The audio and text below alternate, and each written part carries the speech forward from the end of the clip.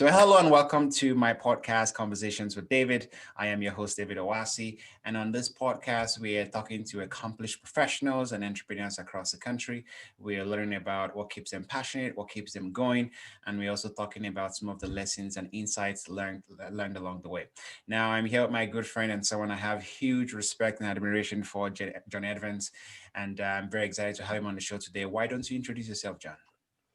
Well, no, thanks very much for having me here, David. My name is John Evans, founder and CEO of very fast-growing franchise brand Everline Coatings and Services.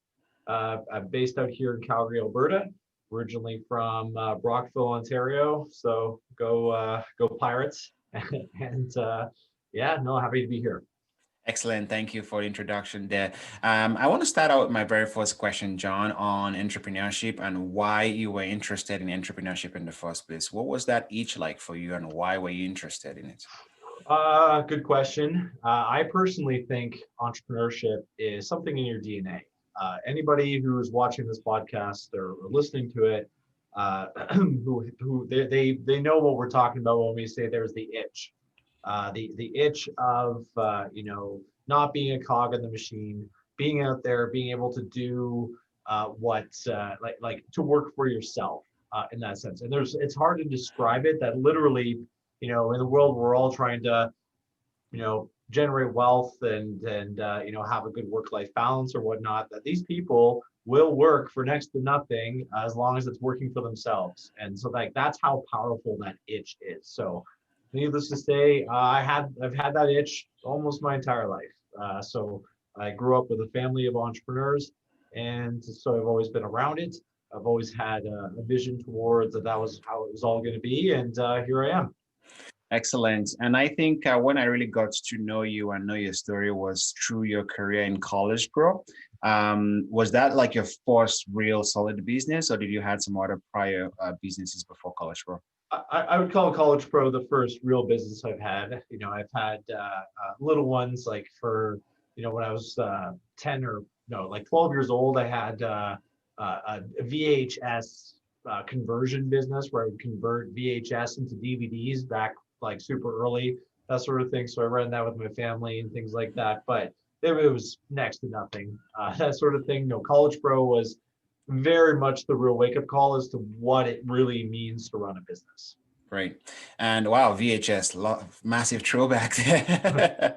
It was a thing. I think it was what spurred the idea was the new iMac at the time. That was the first time it had a DVD burner in it, and that was a big deal for a computer. And 12-year-old me thought I could turn that into a business, I guess. Absolutely. You've definitely had that itch for a while. And I'll ask about College Pro in a second here. And just for our listeners, College Pro, I'm sure if you've been listening to some of our other shows, College Pro is a program, a franchise program for university students generally to run their business while taking full-time classes. And it was a very good way to learn how to run a business. And for you, John, what was that first year of business ownership like? And the reason why I asked that is, a lot of our listeners are probably in that sort of first, second year of business ownership, and they're thinking, is this a very strange experience? Is it supposed to be this difficult and hard, like it was for me at least? What was that like for yourself in your first year? Oh boy, definitely was not a walk in the park. It was definitely a wake-up call. My first year of business, I actually ran it into the ground. I went in very overconfident in my sales ability. I went in thinking that I knew more than what my coaches could tell me. I was given a system that works, and I completely rejected the system and said I wanted to do it my way. I'm there, on the varying scale of entrepreneurs, I would say I'm on the maverick scale for sure. So acted out in such a way, and more or less, I think in my first year of business, hired all of my friends. I underbid all of my jobs. I remember my coach at the time, Leighton Healy, he said to me, you got to dump all these jobs that you have because they're not going to make you any money. And I didn't want to lose on the sales. The pride was too high there. So I kept them, and I ended up losing $25,000 in my first year of business. So for a 21-year-old, that's a lot of money. It is indeed. Sounds like your first year was a school of hard knocks in a way.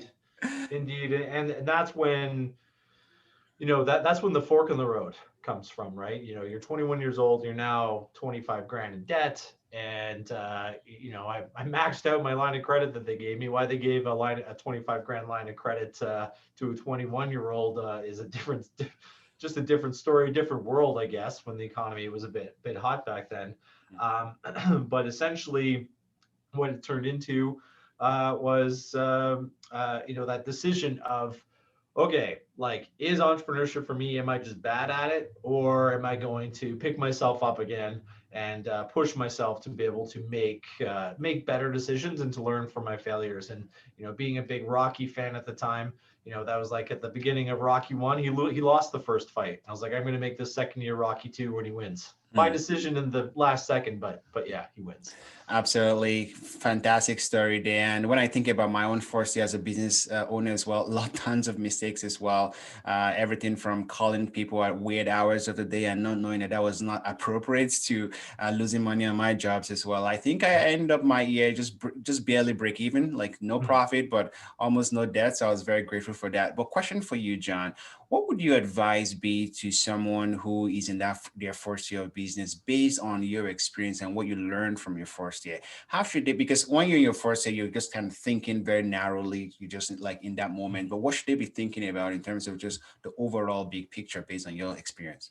I would have to say, probably, on top of the idea that of going out there and having a sales program, a marketing program, an operations program, to not cheap out on financials, to be able to, just make sure that you have somebody looking out for your bank accounts in some way, shape, or form. Now, there are bookkeeping companies. I wouldn't go and ask a friend to do it if they're not trained in that.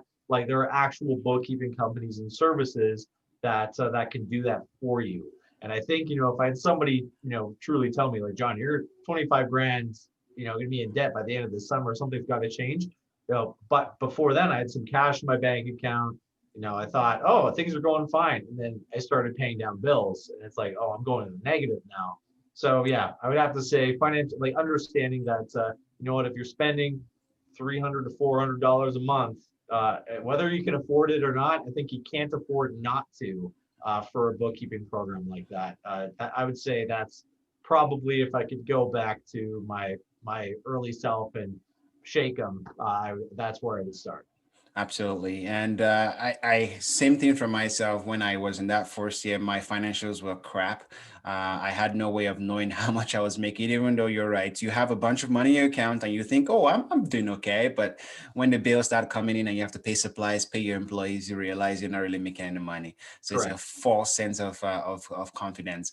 But when I was in my second year, I think one of the things I did was I had like a tracker where I had like a Google Sheets, and I was like tracking every dollar going out and coming in, and that helped me maintain things.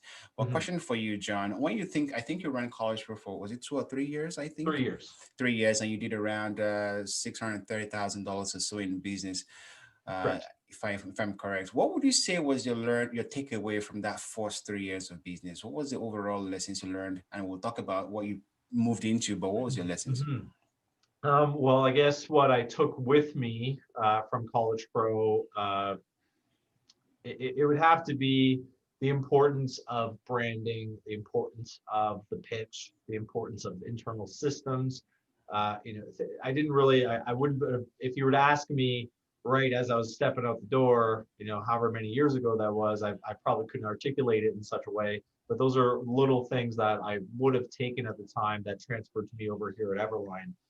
That is a big reason why it was a quick success for me at my individual location.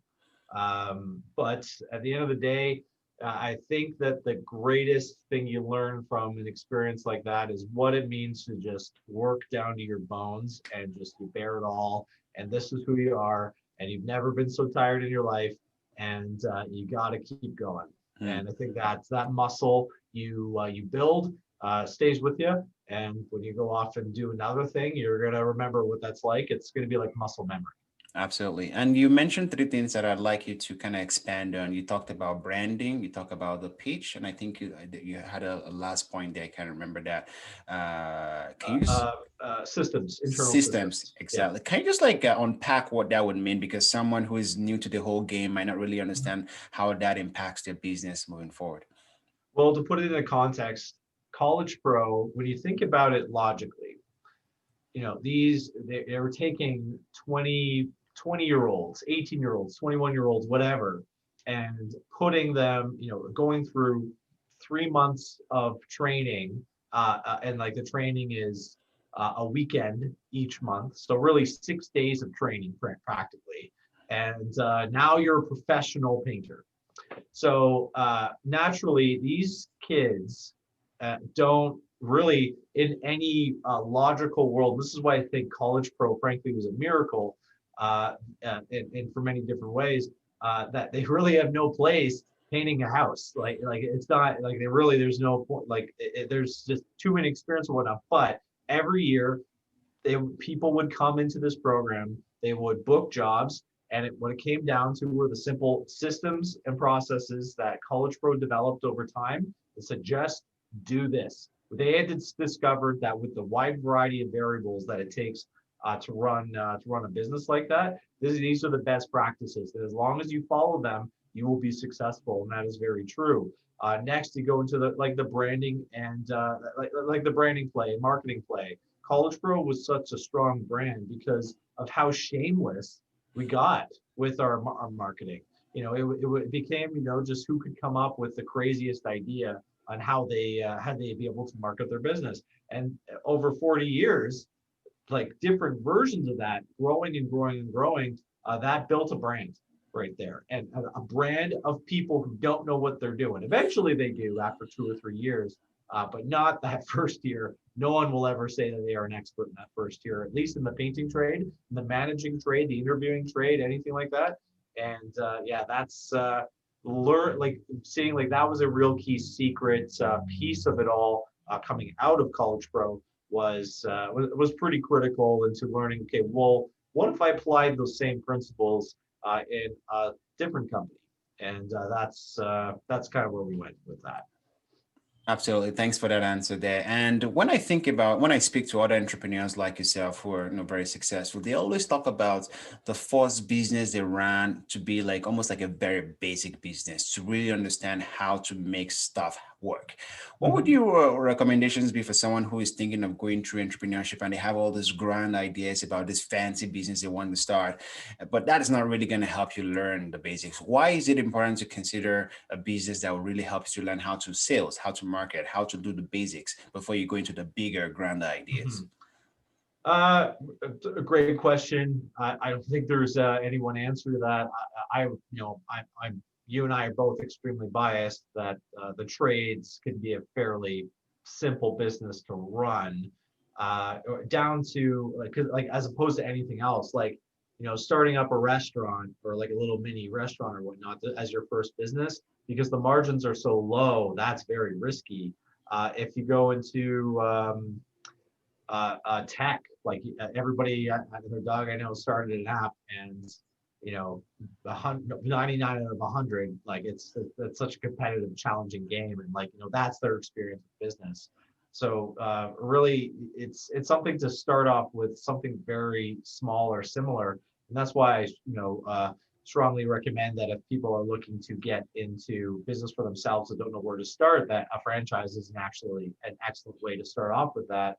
You kind of get your feet wet with what it means to be able to complete work when you said you were going to do, when you said you're going to do it, being able to bring on people into your business, so that's not just you, so that you know how to share a vision, how to implement it through your team instead of all just you, and pulling people along, but pushing them and discovering what your leadership style is, and just that alone.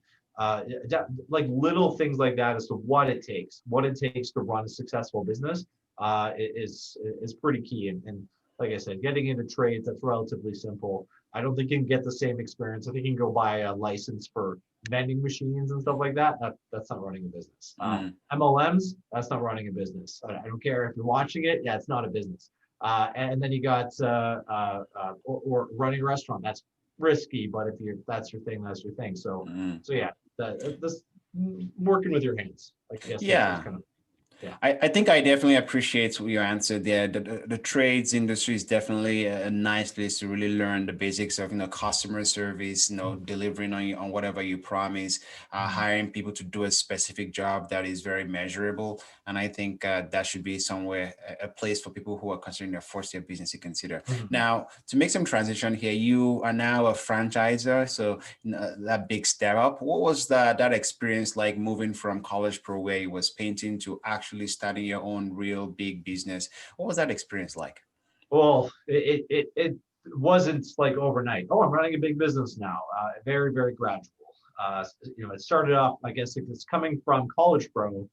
I ran a $300,000 final year in the business, and then coming into Everline, I was like, oh, I'm going to start this line painting company, and because I did 300,000 bucks in College Pro, I could expect a reasonable amount of growth in this whole new business. And my first year revenue in Everline was 160,000 bucks.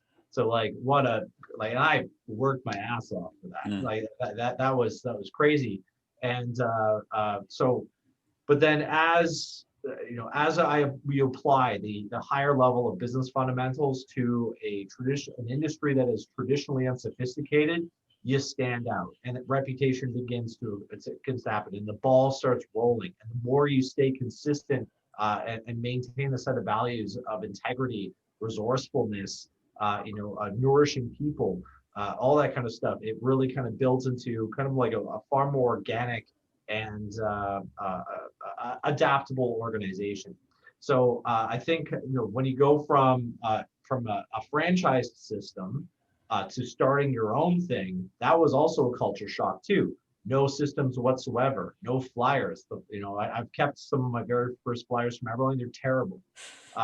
They're no sales process whatsoever. Nobody knows who you are. I'm calling major malls and saying, hey, I'd love to do your lines. They're like, who are you? What have you done? I'm like, oh, I was top in College Pro. And they're like, I don't care. Like, what's mhm, College Pro? Right. And a lot of College Pro guys realize, there is that echo chamber you have in College Pro that we're all so great, but the world really doesn't care. You got to go out and act and execute. Like you got to use those skills. You can't rely on the cloud of that. mm, Anyways, so it turns into a situation where, okay, you have an existing standalone business. Uh, how do you expand? What do you do or whatnot? And started looking down the world into the world of franchising when realized nobody's done this, not even the United States. And let's take a stab at it. I don't see why not. And mm. I got the chance to be able to share the idea with some of the top franchising minds in North America, and got a lot of really great guidance on what to do with that. And then just came down to setting that vision, sharing that vision with not only my team, but incoming very early on franchisees that there was no franchise behind them. I'm like, here you go. Here is this organization. It's going to be great. And they agreed and they went with it. And so thankful for that, their belief in the system. And now that we have that foundation, it's going on from there. So it's changed my I guess it's working out the muscle of looking out for the brand, looking out for how Everline is not only going to continue growing as a company, but how are these individual franchisees going to have the same success that I had, the same income that I had, the same growth moments that I had, and save them from as many challenging times that I had. And that's the whole point of franchising it, is that they don't have to go through it, and they get a model that's proven in all different corners of the Canadian market. Absolutely. Thanks for that. And it's been fascinating to watch the growth of Everline. I know I was considering at some points to buy into the franchise. But what kind of people generally are you typically looking for? I guess the most successful franchise owners, what are they like? I would say I'm looking for hunters, of course, guys that are as hungry as I was when I started off. Just killers in terms of going out, and just relentlessly setting goals and hitting them, but also at the same time respecting and understanding the power of people and what they offer to your organization. So you can go too far. If you're familiar with the DISC profile, I'm kind of talking about a DI Mm. or an ID kind of thing. So somebody that recognizes, understands people as a thing, but also that you're just a headstrong hunter in that sense. Now, also alternatively, we've gone after S as the support on the DISC profile. People that are just eager to build people within their organization and really emphasize servant leadership. People like that, I find, are able to build very loyal and encourage employments or employees that are there to build the vision. So now it's up to the individual franchise owner to be able to to establish a vision, share that with the team, and then create action points related to that vision. And I found, people that can take grasp of that and do their best to do that. That's the ideal Everline franchise owner. Fascinating. And there'll be information for our listeners if you're interested in exploring franchising. But one of the big highlights, I guess, was last year was you guys were on Dragon's Den, which was quite a whole big spectacle. What was that experience like, being on Dragon's Den, pitching your business to these well-respected investors? I have to say, that was probably one of the most proud moments of my life. I'm more of like the guy when something good happens, like, okay, great, like move on. Dragon's Den for me was very special to me. It was Dragon's Den, the show that actually really caused me to kind of leap back into the idea of entrepreneurship. Like when I was in university, wasn't sure what I was going to do. Maybe like I thought I was going to be a teacher or something like that. And then Dragon's Den season 2 is when I first started watching it, and that was the show that got me into back in the game, I guess. And so to be able to, they have reruns every weekend on TV.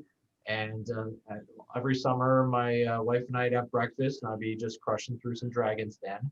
And just, one day, it just said, listen, I think, the Everline franchise, the Everline system, it's working. I have franchisees that are making money, that are happy, that are growing, that are on a good trend.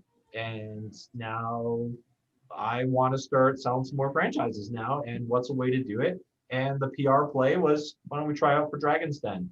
And to go and audition, to go to the open casting call audition, to pitch alongside thousands of the people just in Calgary, and then like let alone every other system there or every other city there is out there, and then getting the call.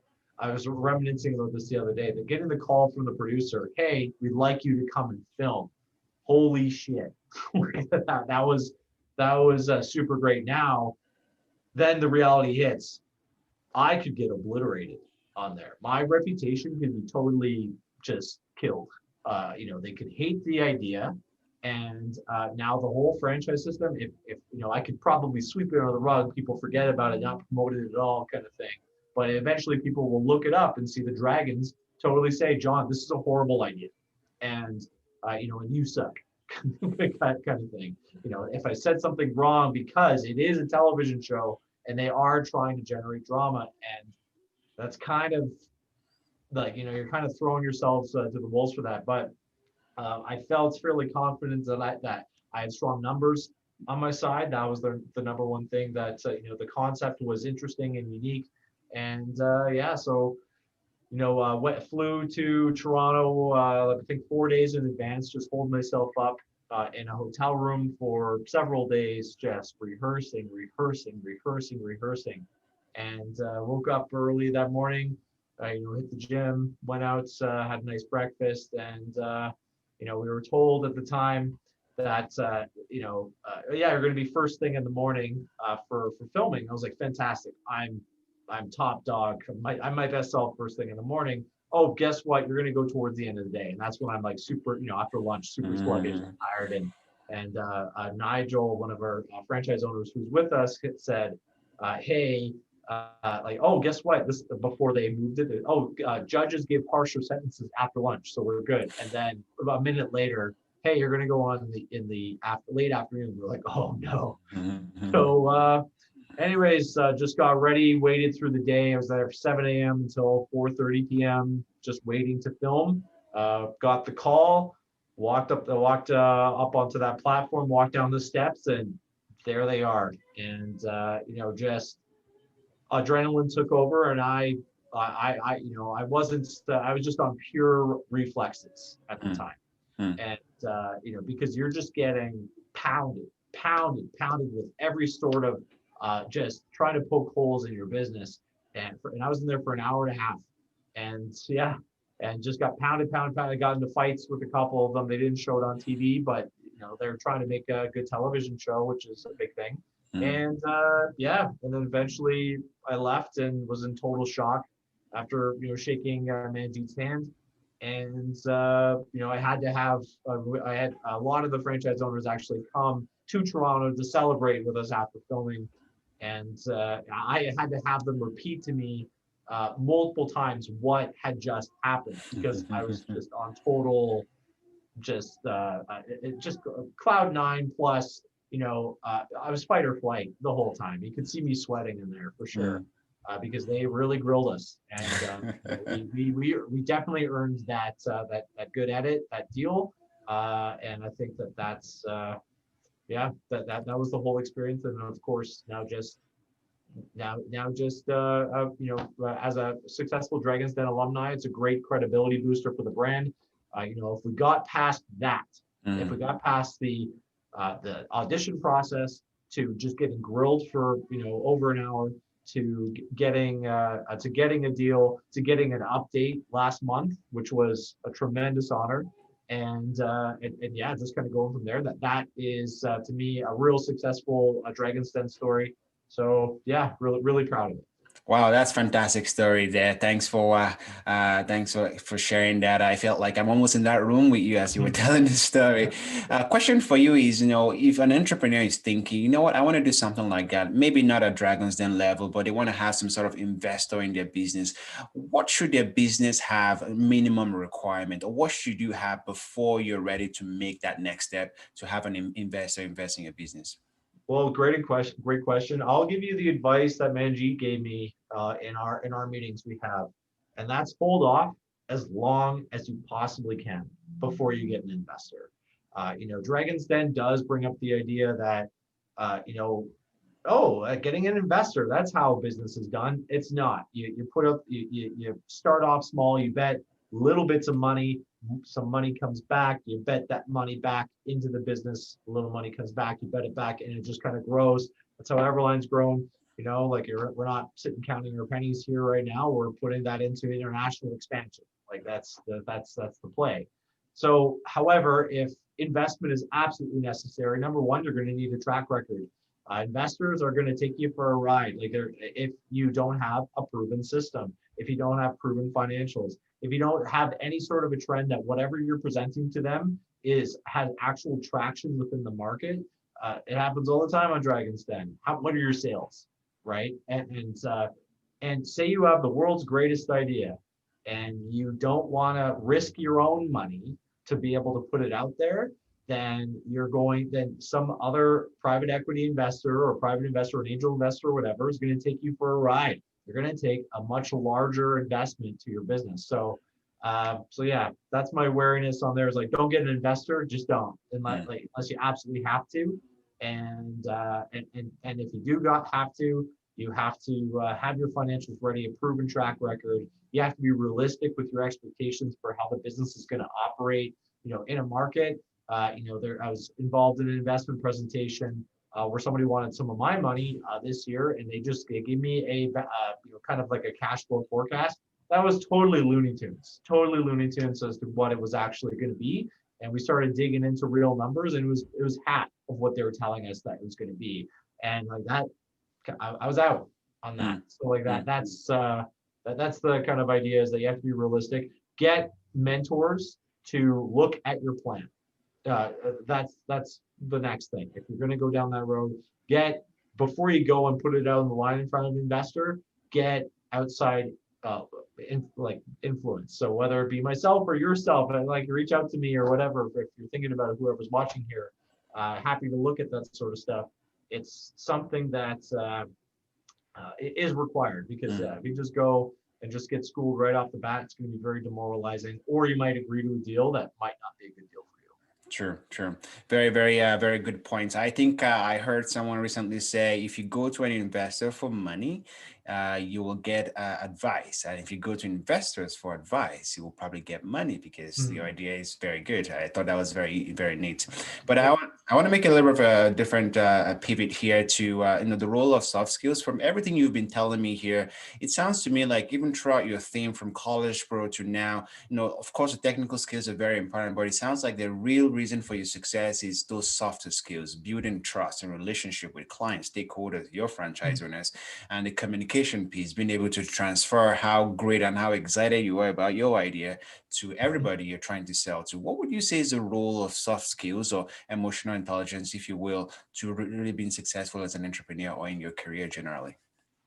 I think they're soft skills being I think a different term. I would relate it more to values first, because that translates into soft skills kind of naturally.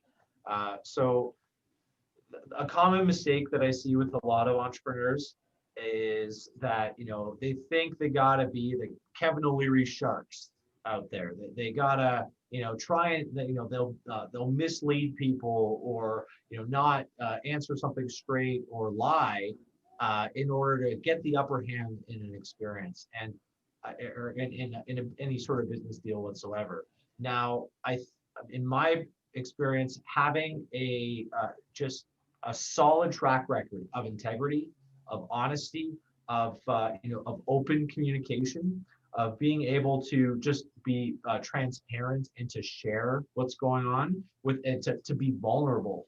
I find when you open up yourself in that way, you're now inviting others who feel like that, or who do operate like that. Now you're in a world of other high performing entrepreneurs who also have those soft skills. And whether you're partners, or it's a vendor supplier situation, or if it's you guys are two separate entities trading ideas off of each other, the law of attraction will bring you guys together, and you're going to have a far better team right off the bat. Now, the guys that are kind of like the used car salesman, like, oh, I'm just going to try and get this crazy deal here, and it's kind of done in a ill intent or malicious way, that those guys have a cap as to how big they can get, because if you look at any of the autobiographies of any of the greats, the very few guys that weren't, I guess, honest and integrity, strong on integrity, and transparent.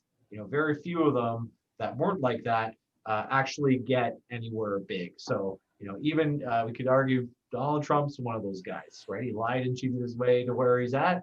He's a small billionaire, right? Like he's a billionaire, but he's a really small one compared to some of the other larger, bigger, better guys that are truly wholesome, good people that are out for other people to grow and look out for there. So I'm a humanist. I look out for humanity. Sometimes that does mean that I make decisions that might not mean the best immediate business decision back to me. But what that will turn into, though, is greater opportunity when they go out there and they're a little better. They're going to look back at myself in a positive way. Now, if I'm ever, it's kind of the idea of sometimes I get bitten by that too. Somebody will take advantage of me. And you know what? When that's there, they'll never have any of my resources or my network available to them. So that's kind of where they're capped. They're never gonna get access to that, and it's growing every day. Absolutely. Thanks for that. I really like how you position it as values. I think that's really important. And when I think, or just listening to you, some of the themes I'm finding, I see three themes. Number one, I see a little bit of self-awareness. to really understand what is important to you and who you are and how you want, to play yourself or present yourself to the world, if you will. Second thing I'm seeing is regulation. So even though you know who you are, it's sometimes difficult to still make those choices, and you have to regulate yourself. The third thing I'm hearing is a little bit of empathy, putting yourself in the shoes of the other person and making sure that your actions are aligned and it's reflecting who you are. How would you say you've grown all these skills? How have you grown your awareness? How have you grown your regulation to control yourself when things are not going your way and to put yourself in other people's shoes? How would someone grow those skills? Well, that's where I go to. I guess it would fall back to emotional intelligence. And I think a real big part of that is the empathy that I feel, and that to me, in my opinion, was something instilled into me by my mother growing up. Just for me to understand my feelings and why I feel that way. Hmm. Sometimes it takes, I'm a guy. Sometimes it takes you longer to process, and you kind of just have to work through with whatever you're dealing.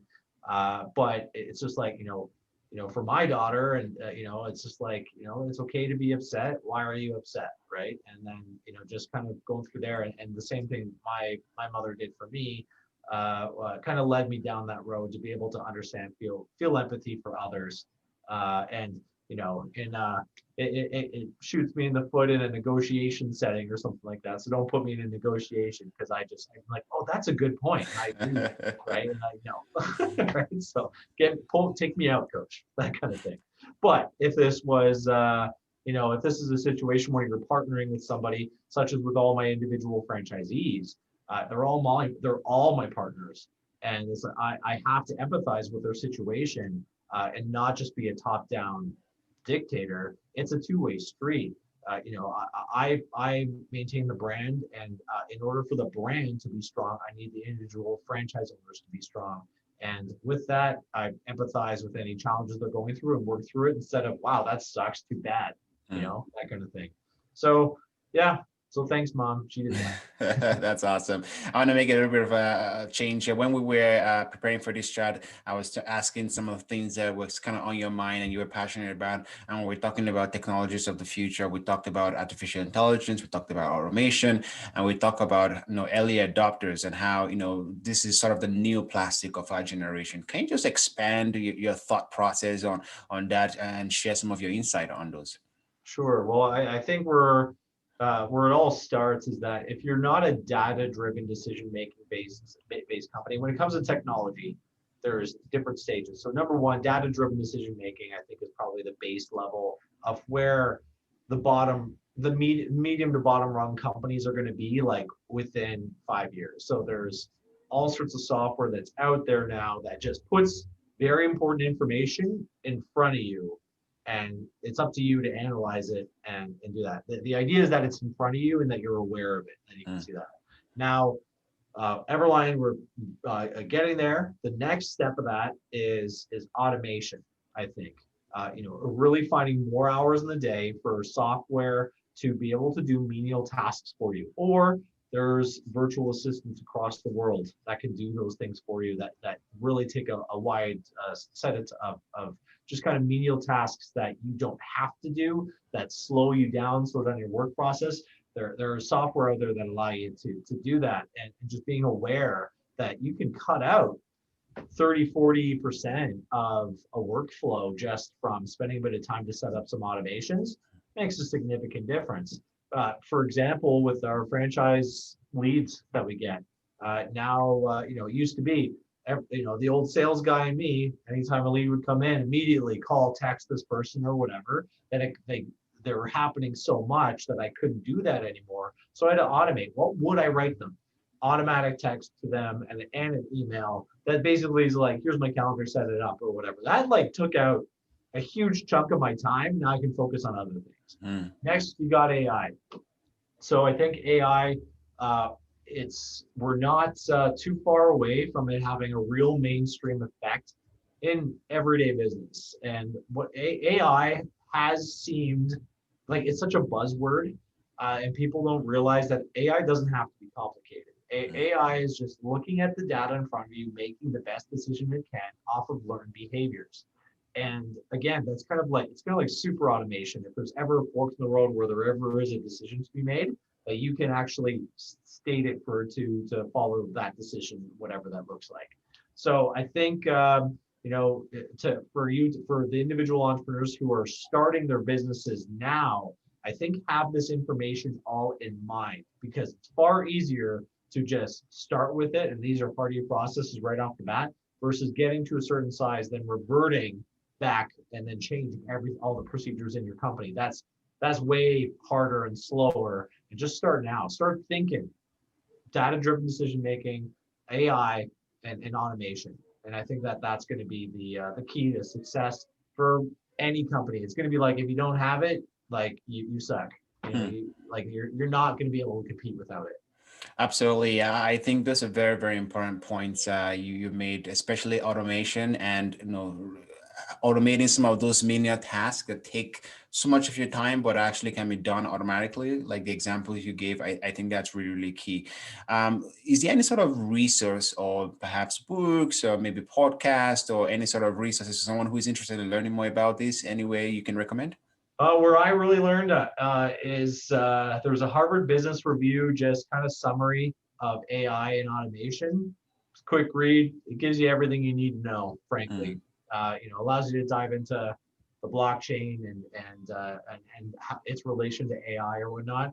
A quick read, nothing crazy. So it's Harvard Business Review, AI, and then think automation. For sure. Some individual books. Perfect. And also just generally across the board, someone like yourself, I'm sure you're a big reader, just absorbing information. Any favorite book right now or recommendations for books? I'm more of an audiobook person. I definitely have that ADHD. I gotta listen to everything. I'm right now just going through the story of Amazon right now. I think it's called The Everything Store on Audible there. Really strong. I guess it's been interesting to hear, the fanatical demand from Jeff Bezos for the customer experience, like fanatical, down to like not only for when they first started and just making it so easy for them to get whatever book they wanted, no matter what, down to developing the Kindle. It has to be like 2 buttons, or down to, I want people to be able to buy a book from the airport parking lot without having to connect to any sort of internet whatsoever. Building things like that. So I found that to be like just that fanatical drive to the vision to be a very interesting idea. At least in my point is that what are the key things that Everline needs to accomplish, and perhaps I need to look at things a little more fanatically and demand more in order for us to make those gains in those areas. Fantastic, Rick. I have not read that book, but I've heard the Amazon story and how particular Jeff Bezos is. A lot to learn from him. Now we're in a pandemic, and of course, one of the key things happening is the fact that everyone is working from home, and this has affected productivity crazily. Like a lot of people have lost that drive, that motivation. How have you kept your own productivity up, and what would be your advice or recommendation to someone struggling to keep their motivation up?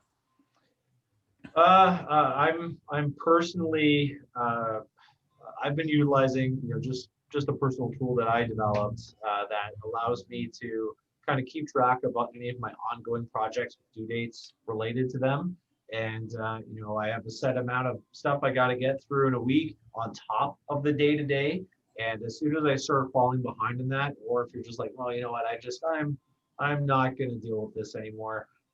Then frankly, guess who's coming in on the weekends? I don't want to have to come in the weekend, but I have to. I did it to myself. So it's self accountability towards your own goals. I find sharing my goals openly with virtually everybody. Like saying, hey, guess what? This is happening. Oh wow, like that's pretty big. Yeah, it is. And like now I'm kind of like I'm the idiot if I don't go and do that. I'm the guy who didn't do what he was supposed to do, and that kind of tailors to the integrity. So, I openly share to my team, to my wife, to our vendors and suppliers. Hey, we're going to be massive. I'm telling you right now. So give me this lower price for this. And if I kept saying that and we didn't consistently grow, I'm not going to be taken seriously. But they take me seriously because I execute. Hmm. So almost like putting the word out there on what you're going to do, and almost having the public or everyone else or whoever it is in your team forcing you and keeping you accountable to the goals you've set up for Yeah, yourself. I wouldn't put it out on Facebook or Twitter or anything like that. I like to save kind of big, hard hitting kind of announcements for that. Hmm. But what if you don't have employees, then your significant other, your mom, like whatever, right? This is what's going to happen, and I find, I've had people say, "Oh, can you just keep me accountable?" Like, I have franchisees that have asked, like, "Oh, can we have more calls so that I can stay accountable?" I say, like, I give you a ton of support, but accountability to yourself is a skill set that you have to build, that you have to develop yourself in order to find true success. You can't rely on others to keep you accountable to your own goals. And I'm not saying this, I'm not perfect whatsoever, but I'm better at it than I think. I do it. I do more, I guess, accountability to my own individual goals than me just dropping project because I just can't get to it. That sort Right. of thing. If I'm dropping a project, it couldn't have been that important anyway. Hmm. So at the end of the day, you're responsible for your own success, for your own performance. And if you're not taking the ownership of it, I mean, at the end of the day, it's all up to you. If you're passing the buck, then you're not going to Well, get very far. you got to be able to look at yourself in a very objective way. Now, I don't. I have the benefit of having confidence and high self-esteem. Now, a lot of people don't, and I get that sometimes that might be hard. So that is something that I think might be kind of maybe the insensitive side of what I'm saying, as like, oh well, I can't do that because I think I suck, Hmm. right? Uh, I I personally don't. I think really like developing that social support system that you need in order to get there and understand what you need to be able to do there instead of just wallowing in self pity. It's like, you know what? Do you want to do this or not? Do you want this or not? Yes or no? Okay, yes. All right, we're going to go. And what needs to happen for this to occur? This, and this. When are you going to complete that? Is it done for this date or not? All right, it's not done. Reschedule it. Like, is it done yet? No, no, no, no. Like, something's got to change because you're not getting results. Right. So, that's the only way, is that it's that muscle that you got to go on. And it's an interesting, you know, thing to say when it's a great confidence builder when you are now consistently crossing things off your project list that you are now a doer. Absolutely. I think that's a very vital point you make there. Sometimes you just gotta hustle and just push and push until you get it done. I think that was a skill, particularly for myself, maybe for you, I really learned in my first business at College Pro, where at the end of the day, you're responsible for your goals. And if you're not doing it, no matter how good the excuses are, it's Mhm. up to you. But I think one thing that we can leave with our listeners that has really helped me is really starting with why. So if you're Mhm. going to do something, really asking yourself, why am I doing this? Am I Mhm. doing this because I want to look cool? Am I doing this because it's truly important to me? Am I doing this because I'm passionate about this? And I think that will also play a factor in getting that extra energy you need to finish it and get it done. 100%. And to add to that, I find, for me, what inspires you kind of connects to the why you're doing it. And for my why, really what I come back to is JFK's "We're going to the moon" speech. We're going to the moon to test the limits of our abilities, to do it not because it is easy, but because it is hard. Like, that to me is like, if it's difficult, I love it. Keep Mm, it coming. And if that is my personal thing. Now, if it's for whoever is, like, somebody is inspired by something else, being able to build up a business where you are able to do the 3-day work week or whatever, if that's your idea. If you are working 3 days a week at that point, man, that's a huge success. You mm. did what you're going to go accomplish. So just figuring that out is a part of it. And you're right, it does start with why. Hmm. Yeah, absolutely. And not surprised that you've been very successful in your career so far. I have one last question for you. And this one is a prediction. So we're in a pandemic, as I said earlier, which means that, a lot of things are bound to change or evolve, or, some things will stop as a result of this pandemic over the next 2, 3 years. Based on your insights, and I know we've talked a little bit about AI automation, but based on your general insight and experience, and there's no right or wrong answer about this, what in your opinion is going to change over the next couple of years as a result of this pandemic? Oh, um, it's a moving target because I think there's a lot of different branches of what everything can turn into depending on how these next 6 months go. Frankly, I think that while people are living with the idea that we're all separated and that you can work from home or whatnot, I think that the great sigh of relief of everyone getting back together is going to be euphoric, and I think that that is going to generate a very interesting period of economic growth. Now, the way I look at it is 100 years ago, the Spanish flu of 1918. It's different in many ways in the 1920s versus the 20s, but there was a pandemic then.